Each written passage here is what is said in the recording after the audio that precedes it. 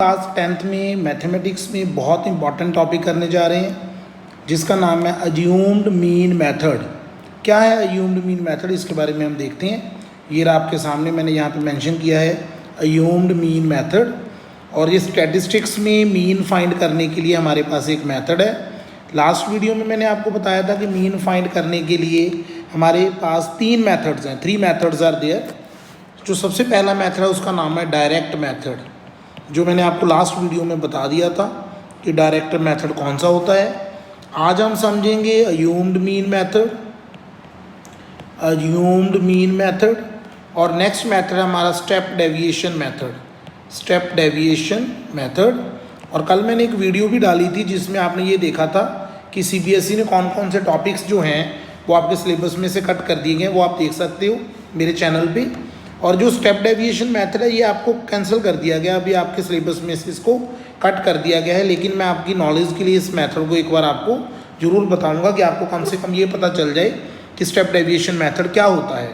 लेकिन कल हमने जो मेथड किया था वो था डायरेक्ट मेथड। ये देखो आप सारे बच्चे, आपका टेबल था एक जिसमें आपको 10 to 25 मार्क्स लेने वाले स्टूडेंट थे, मान लो 2, 20 to 25 मार्क्स लेने वाले स्टूडेंट कितने थे, 3, 40 to 45 मार्क्स, 40 to 55 मार्क्स लेने वाले कितने बच्चे थे, 7। ये हम इसी टेबल से बना रहे हैं, जो ये टेबल लिखा पड़ा है ना आपके सामने, इसी टेबल को देख के ये वाला टेबल मैंने बना दिया। और मैंने ये बताया था कि ये समीशन FI जो है ये फ्रिक्वेंसी का सम होता है।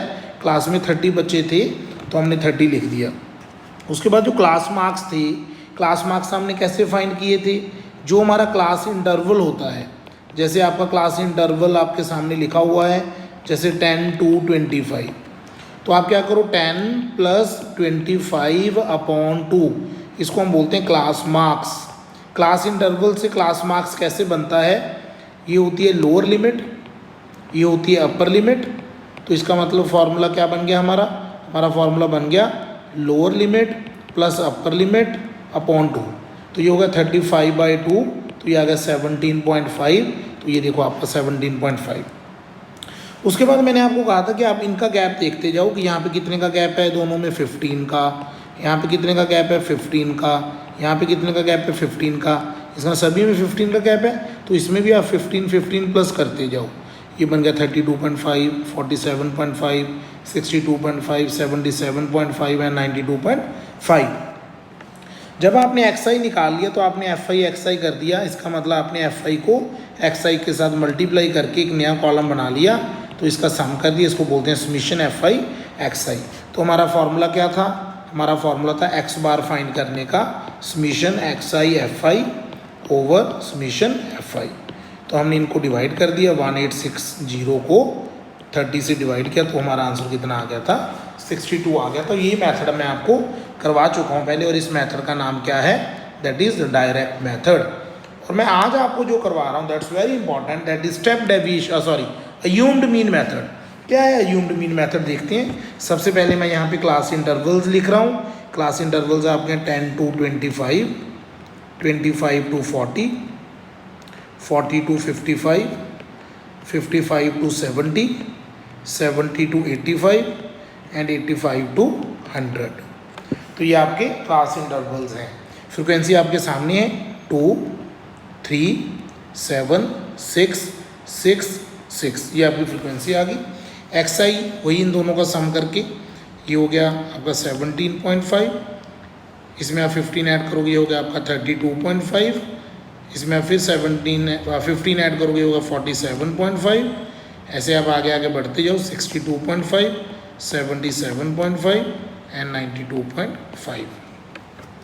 अब सबसे इम्पॉर्टेंट क्वेश्चन जो आपके दिमाग में आया होगा कि सर हमें क्या ज़रूरत पड़ गई अज्यूम्ड मीन मेथड लगाने की जब हमें डायरेक्ट मेथड तो आता है। बहुत अच्छा क्वेश्चन है, लेकिन जो इसका आंसर है वो ये है कि कई बार कैलकुलेशन इतनी ज़्यादा बड़ी हो जाती है। जैसे आपने अभी FI XI को प्रोडक्ट किया, तो ये तो चलो थोड़ी सिंपल कैलकुलेशन है, कई बार कैलकुलेशन बहुत बड़ी हो जाती है, तो हम XI को छोटा करने के लिए एक नया कॉलम बनाते हैं जिसका नाम है DI। तो उसके लिए हमें एक A लेट करना पड़ता है। A क्या होता है, अब मैं A बता रहा हूँ आपको। जनरली हम A को ही अज्यूम्ड मीन कहते हैं। A अज्यूम्ड मीन है। A होता क्या है ये देखते हैं। A फाइंड करने के लिए बच्चों आप क्या करो, जो आपका ये एक्स आई वाला कॉलम है, ये कॉलम है जो आपका एक्स आई वाला कॉलम, इसकी मिडिल वैल्यू निकालनी है आपने। अब आप कहोगे सर इसकी तो दो मिडिल वैल्यूज़ हैं, एक 47.5, एक 62.5, तो आपकी मर्जी है कि आपने कौन सी मिडिल वैल्यू सेलेक्ट करनी है दोनों में से। जैसे आपकी बुक में है, उन्होंने 47.5 को ए मान लिया, इसको ए मान लिया, तो ए किसको लेट कर लिया 47.5। आप प्रैक्टिस के लिए 62.5 को भी ए मान के सॉल्व कर सकते हो, कोई प्रॉब्लम नहीं है। अब आपने क्या करना है, जो डी आई है आपका एक्स आई माइनस ई, इसका मतलब क्या हुआ, अब जो आपका 17.5 है एक्स आई है ये 17.5, इसमें से आपने 47.5 माइनस करना है, तो कितना आ गया -30।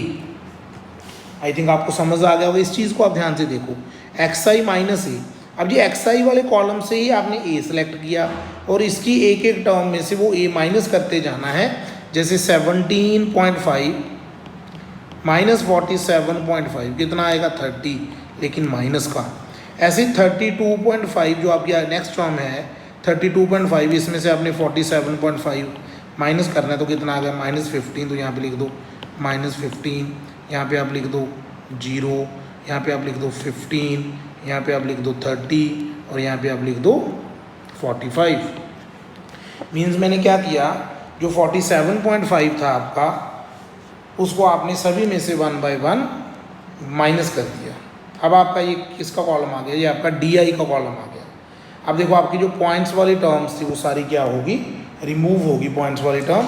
अब आपने एफ आई डी आई निकालना है। जैसे आप पहले एफ आई एक्स आई निकालते थे ना, अब आपने क्या फाइंड करना है एफ आई डी आई। तो आप एफ आई डी आई का कॉलम बड़ी इजीली बना सकते हो। तो कैसे बनाओगे एफ आई डी आई, जैसे आप सबसे पहले इसको मल्टीप्लाई करो एफ आई डी आई के लिए।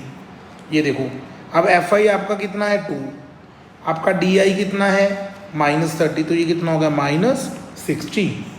उसके बाद 3 इंटू -15 -45, 7 इंटू 0 0, 6 इंटू 15, इसकी मल्टीप्लाई कर रहा हूँ, 6 इंटू 15 90, 6 इंटू 30 180, 6 इंटू 45 270।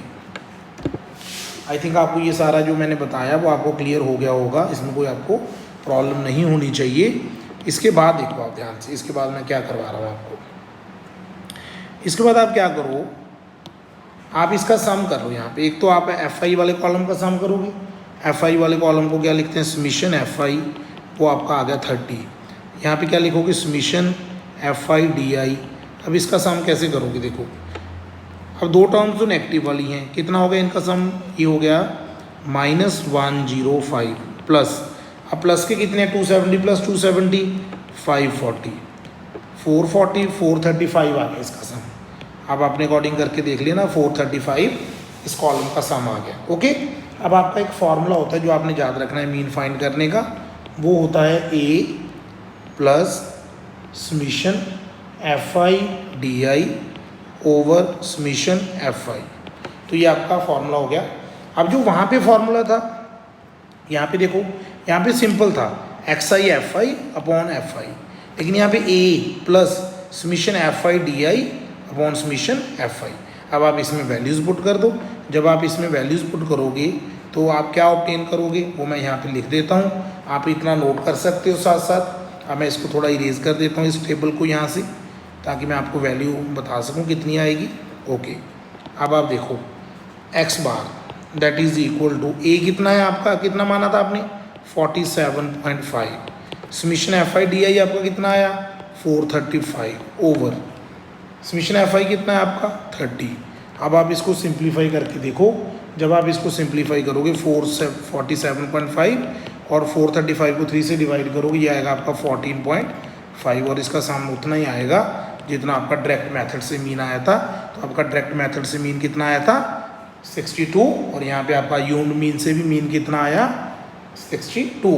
तो आपने अज्यूम्ड मीन मेथड की प्रैक्टिस करनी है। तो आज मैंने आपको सिर्फ एक ही मेथड सिखाया जिसका नाम है assumed mean method, and that's very very important method in statistics for finding the mean of the numbers. Okay, thank you.